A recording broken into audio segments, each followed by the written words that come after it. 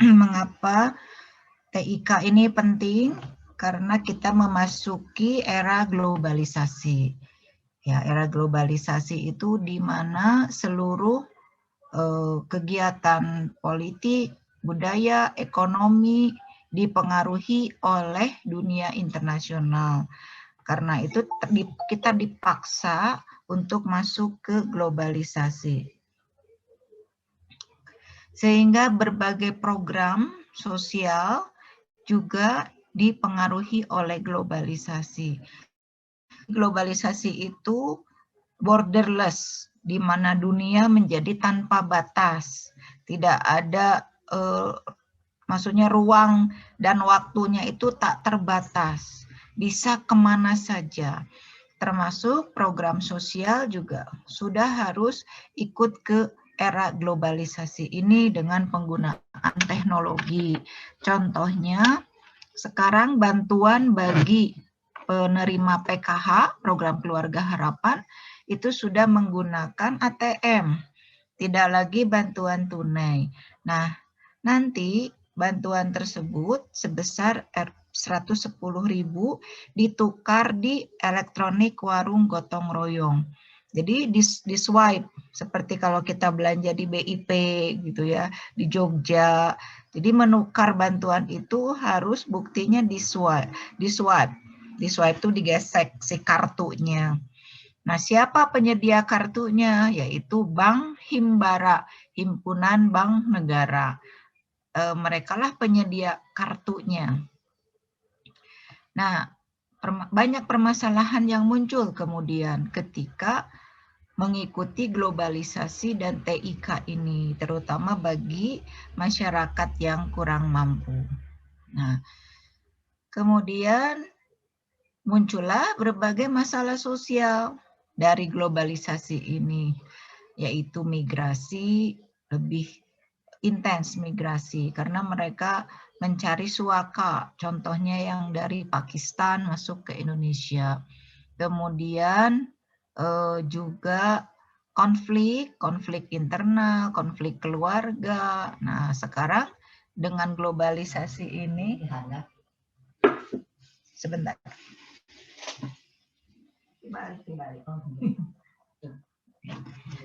Dengan globalisasi ini, konflik semakin tajam karena intensitas interaksi sosial dalam wujud kontak sosialnya juga semakin menurun. Kemudian poverty, kemiskinan meningkat. Jadi siapa yang bisa memanfaatkan teknologi di era globalisasi, maka dia bisa keluar dari kemiskinan dengan kreatif mungkin, sekreatif mungkin. Mungkin kalian suka lihat di TV itu ada tayangan, justru era globalisasi ini bisa menguntungkan UMKM yang kreatif atau individu yang kreatif, sehingga dia bisa lepas dari kemiskinan. Nah, kemudian hunger, kelaparan. Kelaparan ini juga semakin meluas di dunia. Inequality, ketimpangan kemajuan di dunia barat dan di selatan, yaitu semakin menguat. Dan international event lainnya. Jadi dampaknya ini banyak sekali. Semua dampak ini adalah intervensi pekerjaan sosial kalian. Nah, ini di sini mulai masuk ke ranah kesejahteraan sosial internasional. Jadi mau tidak mau kalau bicara teknologi informasi komunikasi pasti terkait dengan kesejahteraan sosial internasional. Sehingga mahasiswa pekerjaan sosial harus lebih tahu banyak, bukan hanya memahami dunia global, tapi juga secara teknis itu harus bisa mengatasi. Ada banyak pelajaran-pelajaran, ya misalnya seperti Ibu, ini tiba-tiba ya PowerPoint yang sudah Ibu set di MacBook nggak bisa keluar di share screen-nya, gitu ya, karena diupdate ke Bigshare. Jadi MacBook itu dari mulai Mojave itu baru aja tahun 2017. Program iOS-nya. Dari Mojave pindah ke Catalina. Dari Catalina yang terbaru 2021 Big Sur, tapi ternyata tidak kompatibel untuk PDF dan untuk RAR-nya. Jadi harus diupdate lagi. Nah, jadi perbedaan itu juga Ibu belajar. Ya, satu Toshiba, satu MacBook. Nah, itu banyak pelajaran. Nah, TIK itu salah satunya seperti itu. Jadi Ibu mengalami hambatan secara personal tadi. Ini kenapa? Lalu pindahlah ke Toshiba.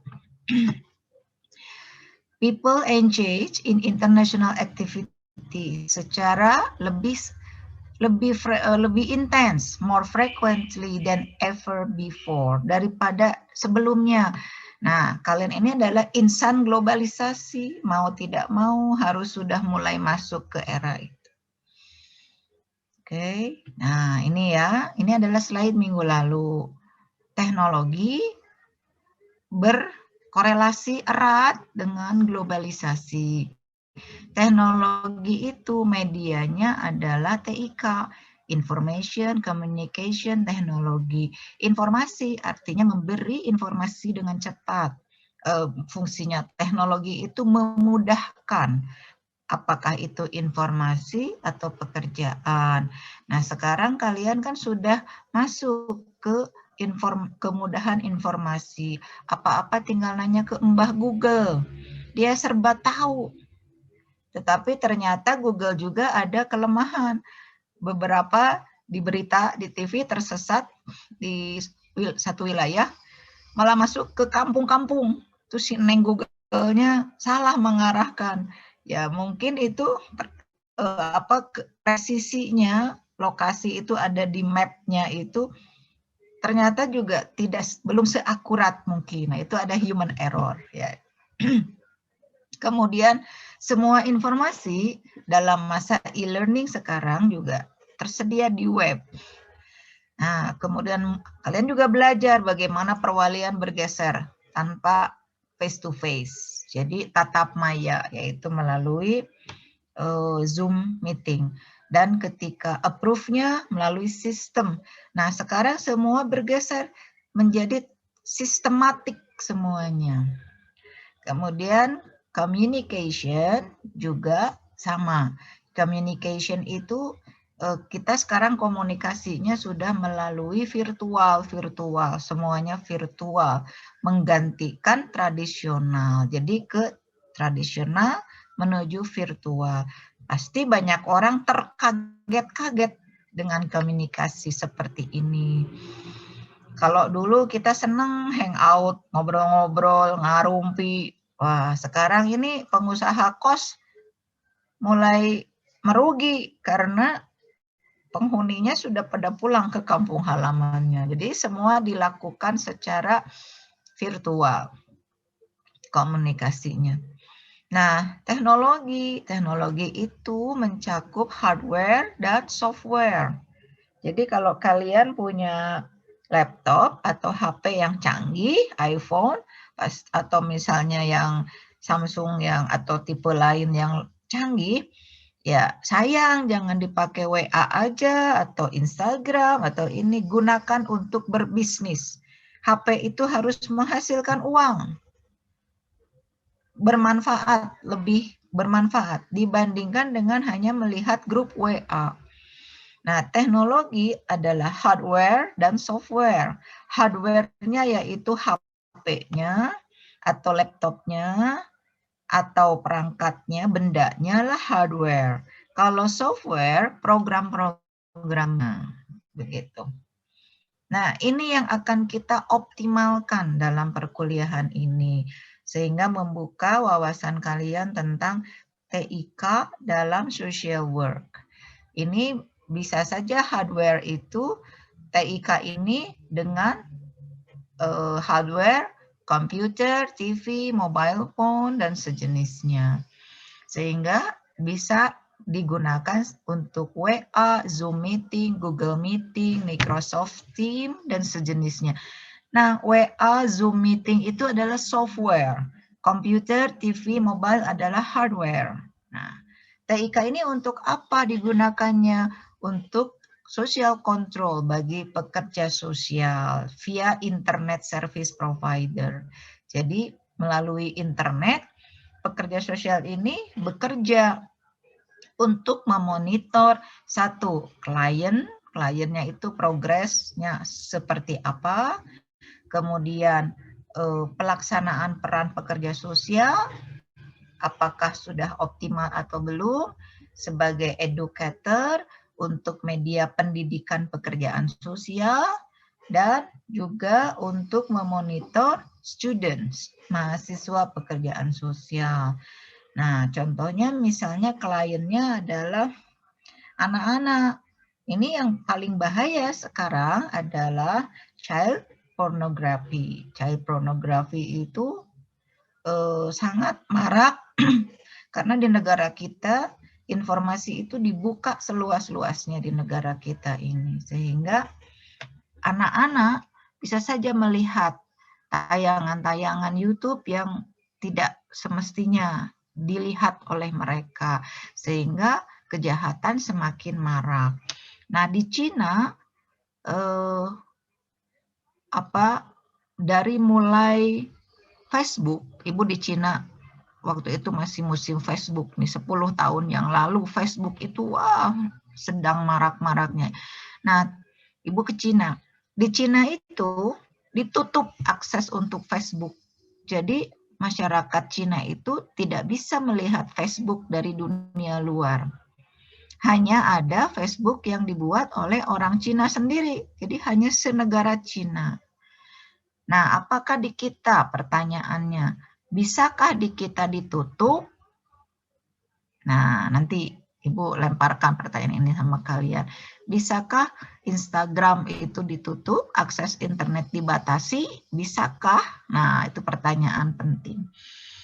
Yang kedua, yang sedang up to date, adalah kasus COVID-19.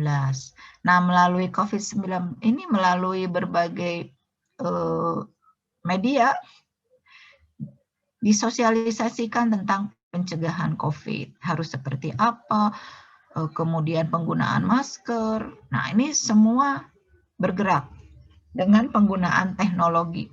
Kemudian penghitungan pasien COVID, rating terus bergerak setiap hari. Nah, semua sekarang sudah teknologi. Jadi alhamdulillah saya masih masuk ke zaman ini gitu, zaman yang luar biasa nih. Nah, kalian mah harus terbiasa. Kalau Ibu dan semuanya belajar lagi, para dosen keteteran belajar. Berat gitu untuk masuk ke masa TIK ini. Kalian pun berat juga sama, tapi nanti kalian akan terbiasa karena zaman berapa tahun ke depan tidak akan kembali masa yang lalu itu. Masa zaman ibu bapaknya kalian tidak akan kembali. Pasti ini akan blended learning. Kalaupun belajar juga campuran antara tatap maya dengan bertemu. Tapi orang akan makin sering malas bertemu sehingga bergeserlah dari komunitas ke individual orang-orang tersebut. Nah, ini yang Ibu maksud tadi. Coba kalian masuk, ketik di web, social work practices dengan menggunakan ICT. Ternyata ini banyak sekali, ada berapa puluh halaman. Nah, dengan kata kunci itu, maka muncullah ICT Supported Social Work Intervention with Youth.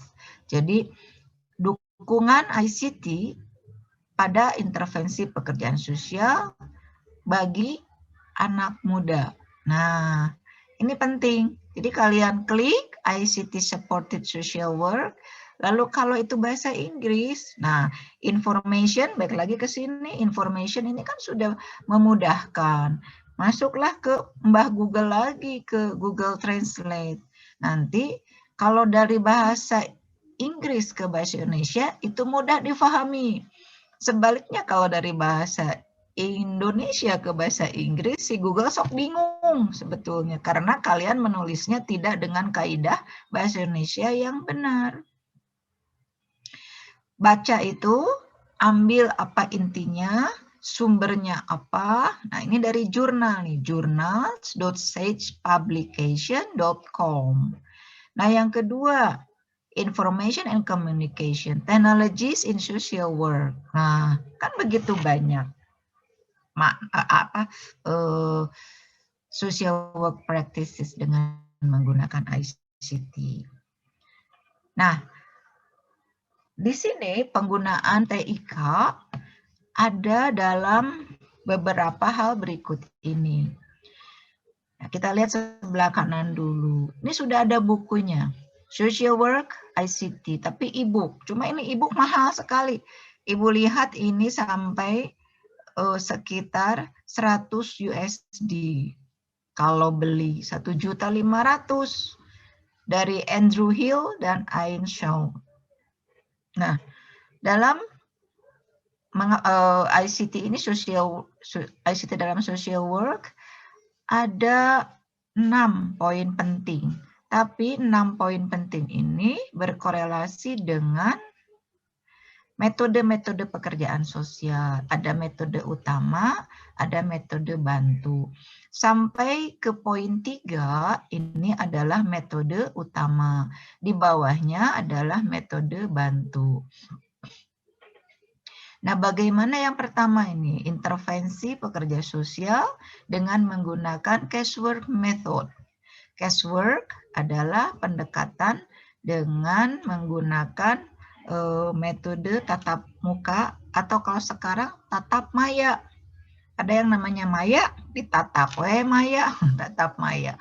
Contohnya, kalau kita membuka pekerja sosial itu aktif dalam mengoperasikan atau merintis e-counseling. Cirinya penggunaan ICT itu semuanya ada udah elektronik ya, e-counseling. Nah, melalui e-counseling ini tentunya baik penyedia jasa pelayanan sudah menggunakan TIK. Juga kalian harus mengedukasi masyarakat bagaimana menggunakan e-counseling ini. Nah, kalau kalian sendiri tidak tahu gimana ya caranya loginnya, gimana caranya curhatnya, maka ini akan timpang. Jadi harus equal. Sehingga pendidikan pekerjaan sosial, disitulah fungsinya kalian memberikan penyuluhan kepada anak muda melalui webinar supaya mulai masuk ke e-counseling misalnya. Nah, itu yang bisa kalian lakukan dengan e-counseling itu. Coba kalian searching e-counseling, maka akan muncul di si Google. Nah, kemudian intervensi dengan menggunakan group work method. Group work itu adalah kelompok, pendekatan untuk penyelesaian masalah sosial melalui kelompok. Contoh yang tadi Ibu sampaikan sedikit, elektronik, warung, gotong royong. Ini bukan warung ya, warong. Warong itu singkatan dari warung, gotong royong. Kube adalah kelompok usaha bersama. Jadi elektronik, warung, gotong royong, kelompok usaha bersama. Nah, kalian harus belajar ini. Bagaimana sistemnya, bagaimana prosedurnya. Sama seperti yang e-counseling, bagaimana sistem kerjanya, bagaimana prosedurnya. Yang di group work method ini juga warung itu tinggal di search.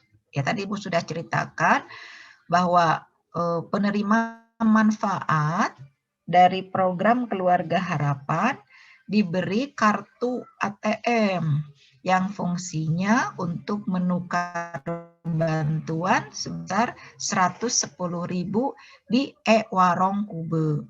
E-warung Kube ini terdiri dari 10 orang. 10 orang yang buka usaha. Nah, setiap bulan para penerima manfaat atau penerima bantuan menukarkan. Nah, di e-warung ini ada edisi. Edisi itu alat gesek. Dari kartu ATM digesek. Yang kalau kalian belanja di Alfa, Indomart, kan sudah pakai itu ya. Namanya edisi. EDC, Electronic Data Capture.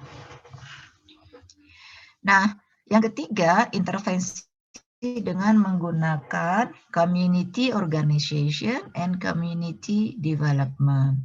Contoh, digital teknologi pada pengembangan masyarakat atau fundraising yang dikelola HSO.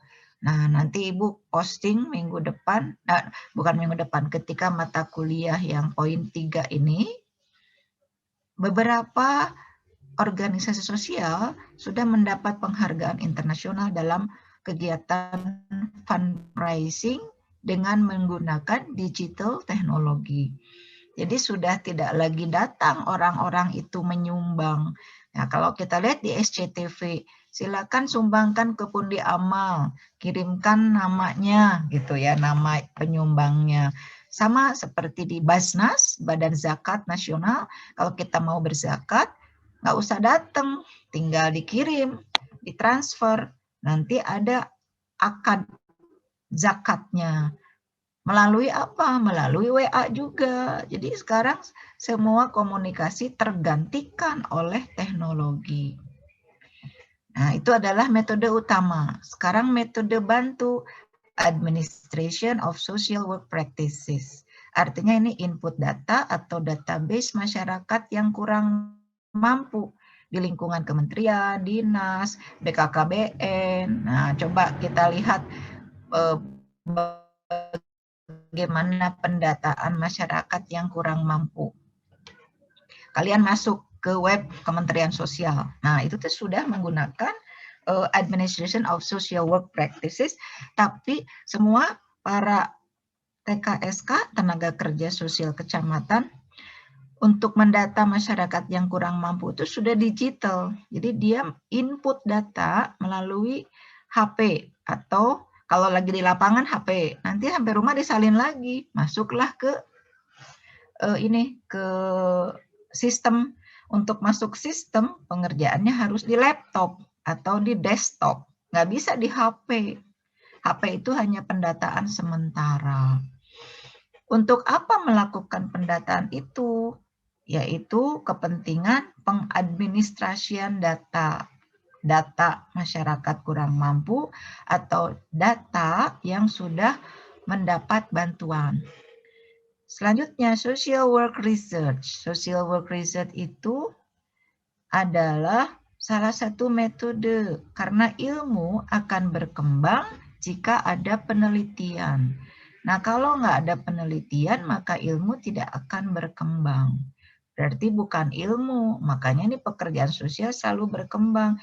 Topik-topik penelitian kalian bisa nanti tentang ICT. Boleh, bagaimana penggunaan pemahaman penerima bantuan terhadap ICT ini. Kan masih banyak masalah karena nggak ngerti gimana pakainya ini. Nah, mesin EDC di Ewarong itu nganggur aja sampai sekarang. Jadi idle, nggak dipakai. Nah, kenapa sampai nggak dipakai? Itu menjadi topik penelitian.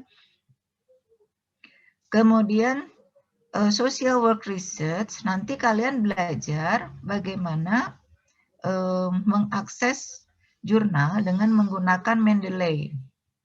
Mendeley itu semacam course untuk penggunaannya. Jadi ini sudah ada yang belajar Mendeley belum di kelas ini? Halo? Halo? Di kelas ini udah ada yang belajar Mendeley belum? Halo?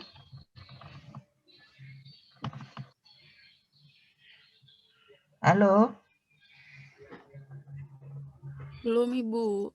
Nah, teman jawab, aduh Ibu nggak ngerti nih. Kalau ini khawatirnya Ibu bicara terus, tapi kalau nggak cepet yang merespon, takut ini mute atau apa Ibu lupa. Nah, nanti ini kalian belajar Mendeley, tapi yang bersertifikat, maksudnya sudah mengikuti sertifikat. Banyak sekali section Mendeley itu. Untuk apa? Satu, untuk penelitian pekerjaan sosial. Dua, untuk penyusunan tugas-tugas sehari-hari. Tiga, untuk skripsi. Jadi nanti kalau tugas-tugas itu sudah menggunakan Mendeley. Nah, ini ada di Social Work Research, searching artikel pada jurnal nasional dan internasional.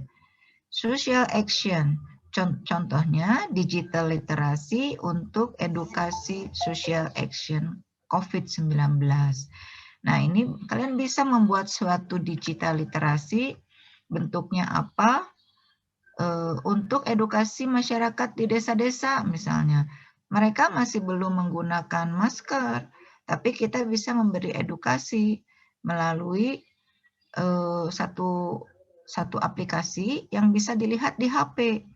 Tapi masyarakat belajarnya secara fun, senang gitu belajarnya. Nah, itu yang paling utama ya. Nah, jadi ada 6 pokok ini selanjutnya yang akan satu persatu kita bahas di setiap pertemuan ya. Nah, sampailah ke sini latihan searching and browsing, namanya breaking lessons. Dalam 30 menit, nanti 30 menit itu patokannya waktu di Zoom Meet aja ya, karena mungkin dengan waktu di saya tidak sama. Tadi di saya terlalu cepat 5 menit. Dalam 30 menit, silakan masing-masing mahasiswa bebas mencari topik yang berkaitan dengan slide 5. Nah, si topik ini akan menjadi topik selama 1 semester kita kuliah. Jadi kalian itu aja terus. Nah, kemudian yang kedua, presentasikan pada jam kuliah. Presentasikan itu bukan harus PowerPoint, tapi kalian ceritakan topik itu. Nah, ini kan sekarang eranya mahasiswa kampus merdeka. Nah, kalian bebas mencari topiknya. Di mana masuklah tadi browsing yang tadi saya sampaikan, Ibu sampaikan tipsnya. Setelah itu saya akan menunjuk mahasiswa secara random untuk mempresentasikan hasil. Ya cuma berapa menit Bu, saya ini gimana kita diskusikan, mungkin kalian nyasar gitu dalam browsingnya. Oke.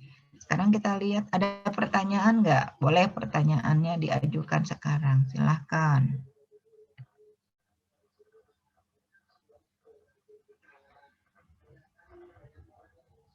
Yuk, pertanyaan dulu.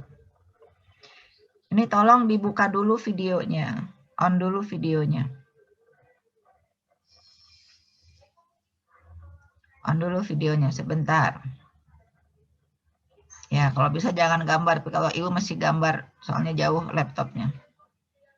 Ya, sebentar. Setelah itu mah santai lagi, kalian browsing lagi. Yogi, Adiati, Lutfia, Vanessa, Alika, Aris, Ahmad, terus apa lagi nih? Vanessa, Adisa, Lutfia, ya.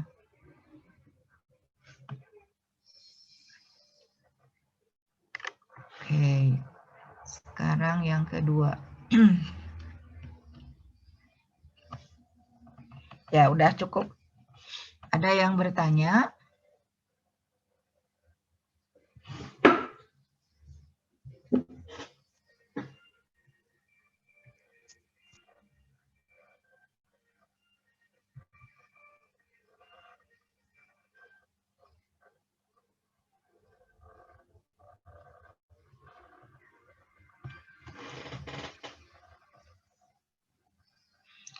Ini tugas yang breaking lesson ini jelas atau gimana?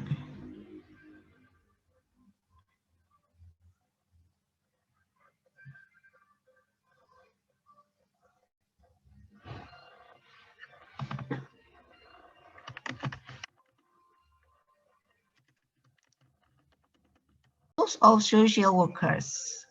Ini ada banyak sekali di sini perannya sebagai enabler atau yang memungkinkan keinginan dari klien itu bisa diwujudkan. Lalu aktivis, misalnya aktivis dalam kegiatan perjuangan buruh. Nah, broker itu sebagai penghubung yang aktif. Ya, kalau broker itu menghubungkan dengan sistem sumber. Ya. Educator itu sebagai pendidik, misalnya memberi edukasi kepada masyarakat tentang penggunaan masker. Advocate itu pembela, memberikan pembelaan jika klien berurusan dengan hukum, misalnya untuk ABH, anak yang bermasalah dengan hukum. Nah, ini pekerja sosial itu harus memberikan assessment tentang kondisi anak tersebut dengan akurat supaya anak tersebut mendapat keringanan. Nah, ini adalah peran advocate. Kemudian peran koordinator, mengkoordinasi kegiatan. Seperti penerima bantuan PKH, itu dikoordinasi. Inisiator, sebagai yang mengawali program. Jadi punya ide-ide kreatif, kita buat yuk misalnya penyuluhan-penyuluhan bagi masyarakat secara daring untuk penggunaan protokol kesehatan dengan baik. Nah, kalau kalian melakukan itu, maka kalian adalah inisiator. Researcher, yaitu sebagai peneliti, ini terkait dengan metode tadi. Lalu mediator, sebagai penengah. Jika terjadi perselisihan antara dua pihak, maka di sini sebagai mediator. Lalu grup fasilitator, yaitu contohnya nih Kang Uga nih sebagai grup fasilitator di Ewarong Kube PKH, ya, ikut membantu meningkatkan kualitas Ewarong PKH. Karena Ewarong itu grup yang melaksanakan industri rumahan sebetulnya, wawarungan. Nah, ini Kang Uga sebagai grup fasilitator. Lalu negosiator. Negosiator itu yang membantu klien untuk bernegosiasi tentang suatu permasalahan misalnya. Karena kliennya kurang pengetahuan tentang masalah tersebut, maka dia sebagai negosiator. Biasanya ini juga terkait dengan hukum. Speaker sebagai pembicara. Ini kalian sering ikut webinar kan? Nah, di sini ada pekerja sosial yang sebagai speaker. Misalnya Pak Tata Sudrajat. Nah, itu adalah pekerja sosial sebagai speaker. Pak Abu, dosen dan juga sebagai perannya sebagai speaker. Nah, ini ada beberapa peran ini. Tambahan lagi, yaitu sebagai social planner, perancang sosial, mengumpulkan data mengenai masalah yang dihadapi individu. Nah, sekarang pengumpulan data ini sudah digital. Itulah kenapa kalian belajar TIK, lalu menganalisis dan menyajikan tindakan yang harus diambil apa. Nah, social planner ini lebih ke perencanaan kebijakan hasilnya kemudian. Nah, social planner works to improve, bekerja untuk meningkatkan kualitas hidup masyarakat. Berarti sebagai social planner, dia menggunakan metode COCD. Menggunakan berbagai tools, such as identifying strengths, dengan mengidentifikasi kekuatan, kelemahan dari masyarakat. Toolsnya apa? Teknologi lagi. Kan ini berbagai tools. Kalau kemarin toolsnya masih sangat sederhana, sekarang untuk mengidentifikasi kekuatan dan kelemahan sudah menggunakan program-program tertentu. Masukin input kekuatan, kelemahan, kemudian peluang, ancaman, bisa dibuat SWOT, analisis SWOT, nanti muncul pelayanan itu ada di kuadran berapa. Apakah kuadran 1, 2, 3, 4? Nah, kalau kuadran 4 berarti masih lemah pelayanannya. Kemudian sebagai social planner, maka dia melakukan riset sosial, penelitian, mengevaluasi pelayanan dan program-program. Jadi topik penelitiannya adalah evaluasi pelayanan dan program. lalu memberikan pendidikan dan peningkatan kesadaran kepada masyarakat. Kembali nih kepada pandemi. Nah, ini juga social planner sangat dibutuhkan karena harus providing education and awareness ya. Dan aspek lain dari pekerjaan meliputi analisis kebijakan, membentuk kemitraan dengan lokal. Nah, misalnya pekerja sosial di desa tuh, di pedesaan atau di rural, dia harus bermitra dengan mana saja supaya dapat memecahkan masalah.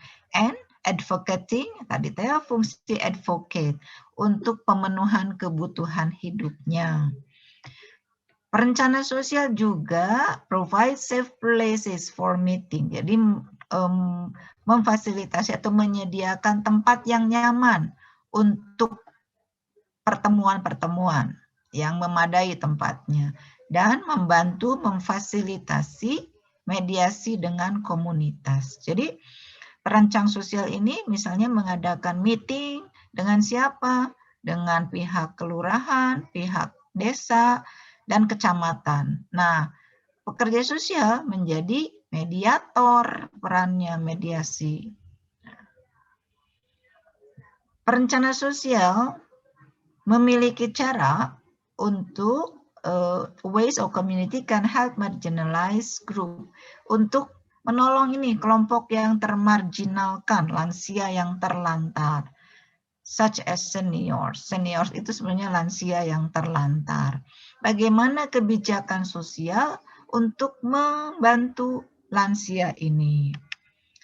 Tenaga ahli atau sebagai konselor berperan sebagai konselor bagi individu dan keluarga. Nah, ini konselor ini bisa saja kalian ini punya satu e-counseling untuk penanganan COVID misalnya.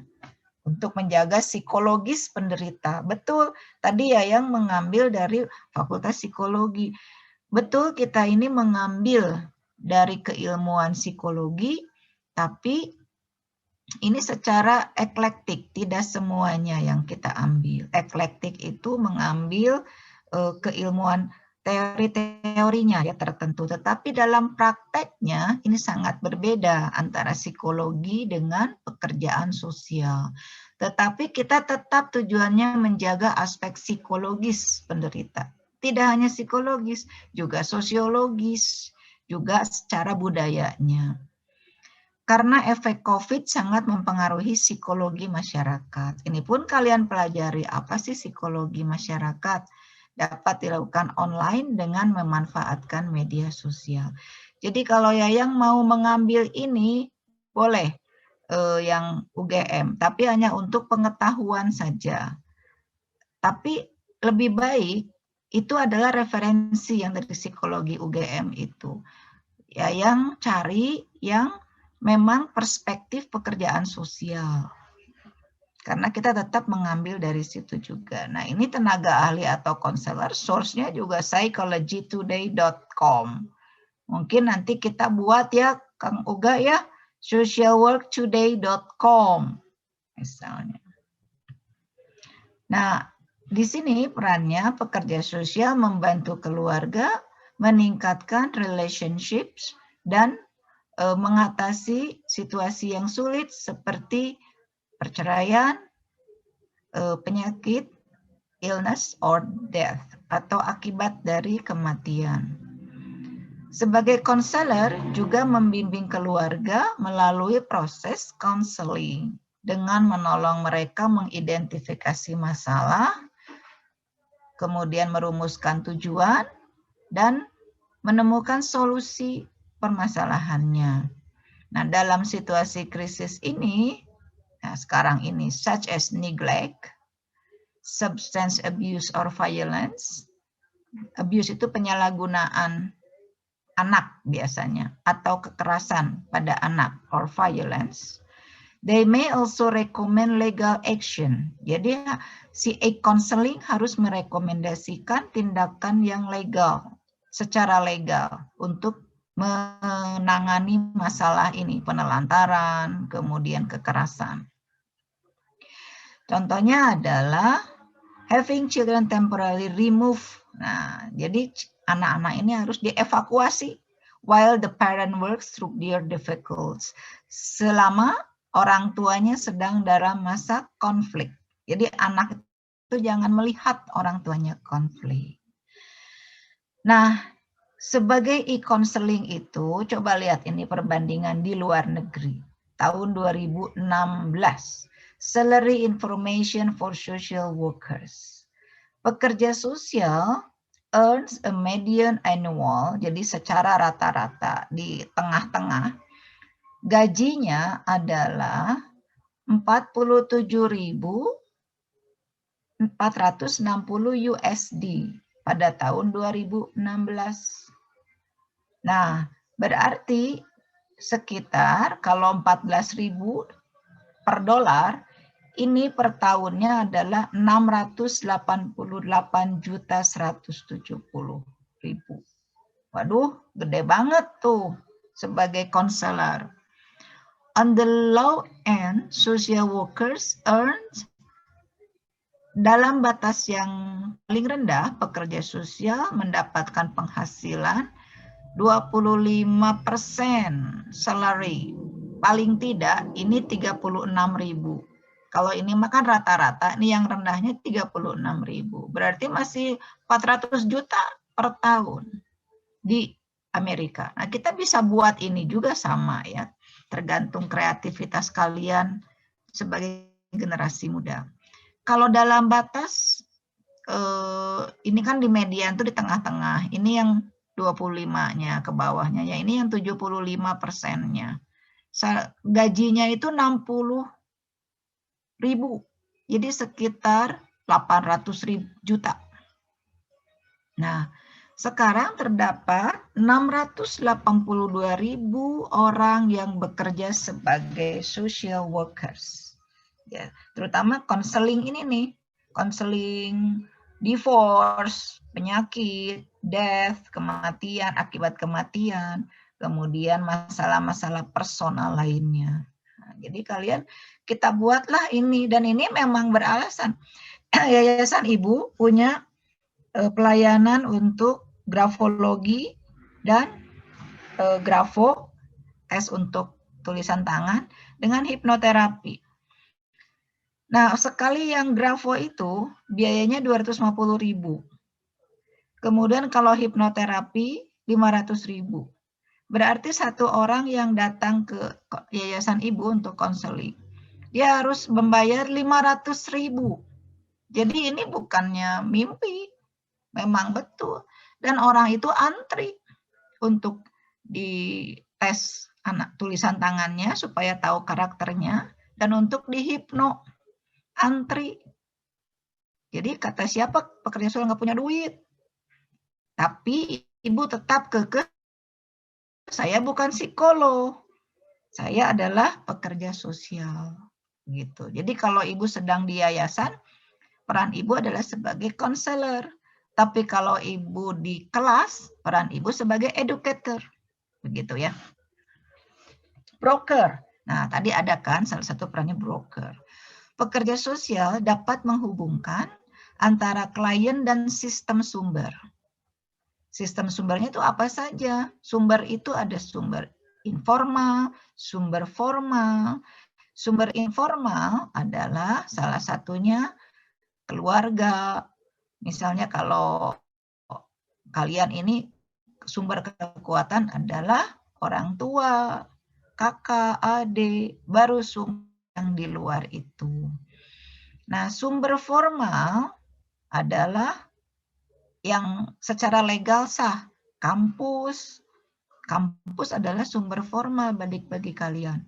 Kemudian kalau sudah bekerja, misalnya kementerian, nah, atau tempat bekerja yang lainnya, atau misalnya sumber formal itu jika kalian sakit, maka kalian harus ke rumah sakit. Nah, ini adalah sumber formal.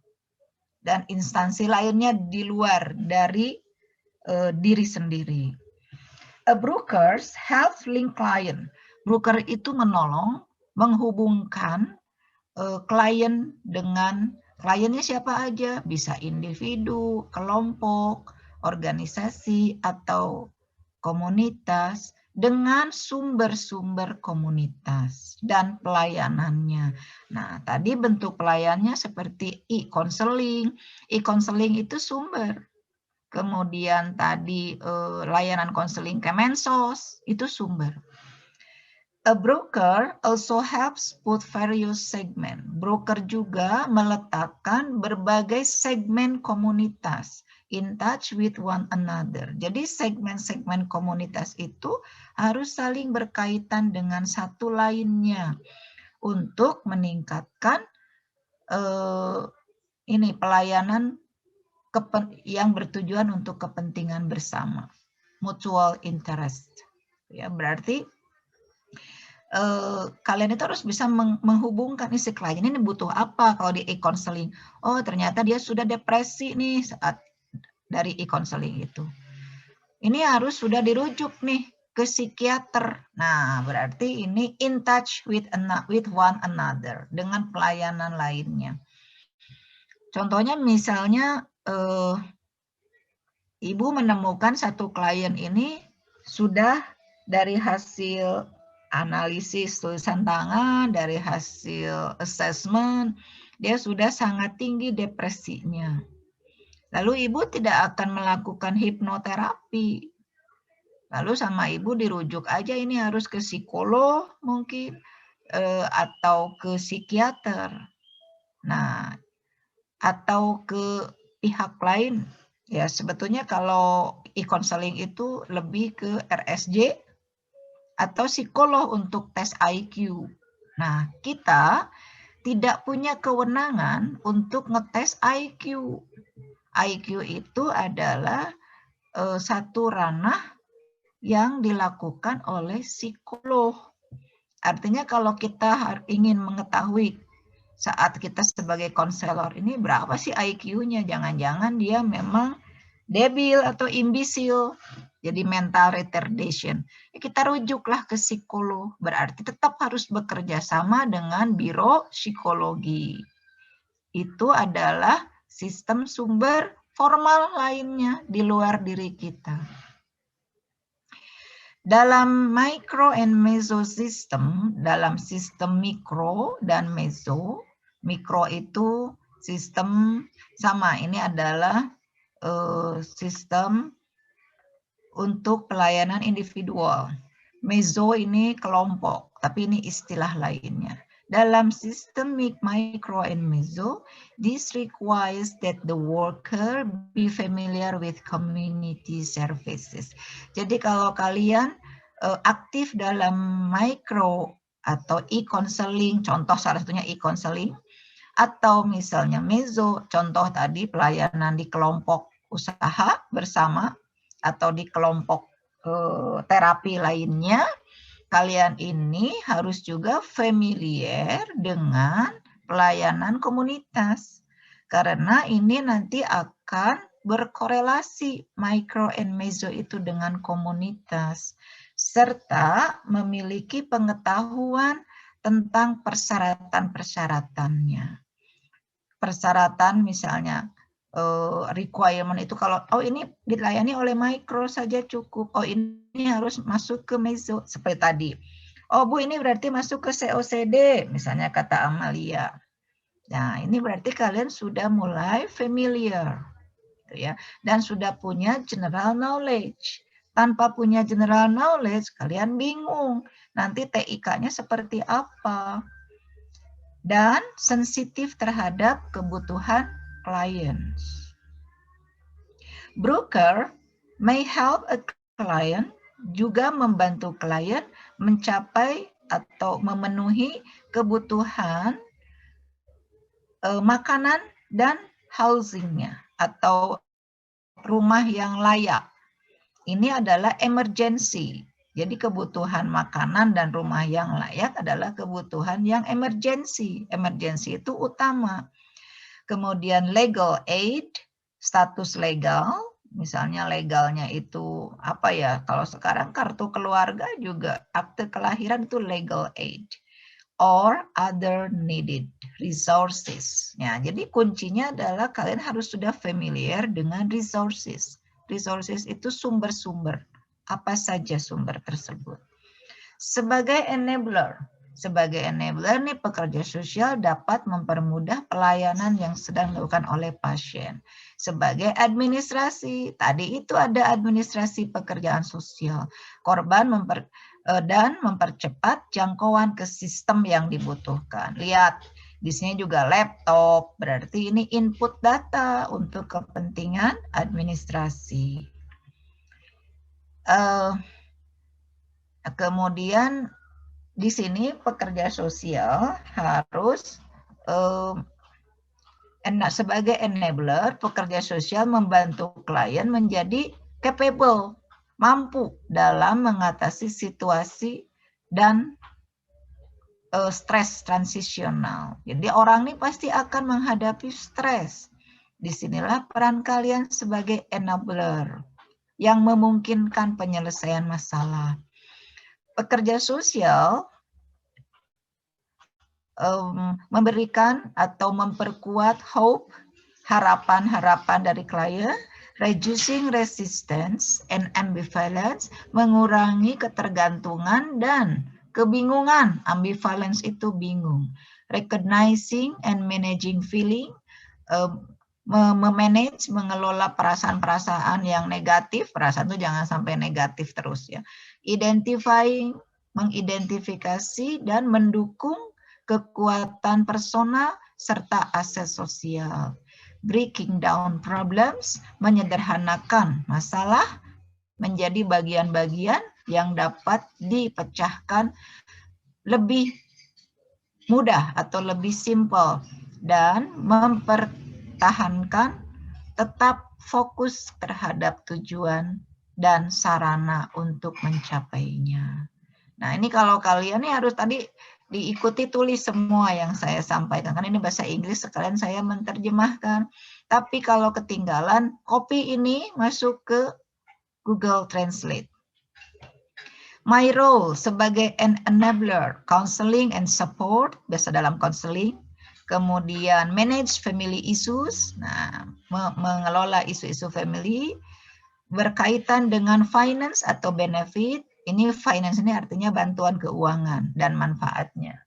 Establish contact with appropriate support group. Jadi membangun kontak dengan grup-grup yang mendukung. Kemudian get back into work or study. Nah, harus juga tetap belajar. Adapt to life after a transplant. Jadi menyesuaikan diri setelah terjadi transplantasi atau perubahan. Nah, peran pekerja sosial dalam penanganan COVID, nih, ini banyak bisa kalian aplikasikan yang tadi sudah Ibu sampaikan. Oke, sampai sini ada pertanyaan. Kalau ada pertanyaan ditulis, tapi simpan saja untuk minggu depan. Peran pekerja sosial. Bertanya. Oh, boleh, yuk. Ibu, itu Audi udah ganti lagi jadi bentar-bentar. Oke, Audi. Ya, ada di chat. Nah, good. Bantuan luar, tapi Audi ini pakai teknologi apa ya? Audi dapat dari situ bantuan luar negeri Jepang melalui proyek Official Development Assistant dalam kerangka pembangunan sosial dan ekonomi negara berkembang. Boleh Audi ini masuk ke dalam KSI. Tapi Audi harus nanti KSI ini kajian KSI. Audi harus mencari teknologi apa yang digunakan di modelnya apa, bentuknya apa. Jadi ODA ini bentuknya apa dalam pembangunan sosial. Lalu coba cari lagi apakah ada intervensi pekerjaan sosial di dalamnya. Harusnya mah ada. Kalau Jepang mah sudah paham bahwa pekerja sosial penting di sini. Oh iya Bu. Oke, ada lagi yang cari kayak metode-metode gitunya ya. Ya, cari nanti masuk ke metode apa ini. Ya, jadi Audi tolong direkap punya teman-teman ya. Jadi nanti di email ke Kang Uga dan ke Ibu. Ya, kan nanti direkap nama sama apa itu teh? Nama tugasnya ya? Ya, sama nama tugasnya. Jadi nomor, nama garing NPM disatukan aja. Nama garing NPM atau misalnya nomor kolom NPM, kolom nama, jadi biar ketahuan. Terus nama tugas. Tapi jangan di merge ya, di Excel jangan di merge, Audi. Ya, nama tugasnya kayak ya. gimana Bu contohnya? Kenapa? Nama tugasnya contohnya kayak gimana? Ini nama tugasnya kalau Audi ini Bantuan Luar Negeri Jepang. Nah, nama tugas, kemudian sebelahnya source, sumber internetnya. Oh iya. Udah kebayang Audi? Ya Bu. Kolom 1 nomor, terus kolom 2 NPM, kolom 3 nama, kolom 4 nama tugas, kolom 5 sumber tugas. Jadi Ibu sama Kang Oga bisa searching tugas kalian juga. Karena tinggal copy. Nah, kalau yang tugasnya itu menyampaikan jurnal, nah, cantumkan DOI-nya misalnya. Nanti dari jurnal kembangkan lagi. Oke? Iya Bu, paham. Ini Terima kasih. ya, paham ya. Saya kira ini waktunya habis. Kakak Uga harus masuk ke sesi kedua. Iya. Terima kasih ya. Assalamualaikum warahmatullahi wabarakatuh. Kalian boleh leave. Waalaikumsalam. Waalaikumsalam warahmatullahi wabarakatuh. Terima kasih.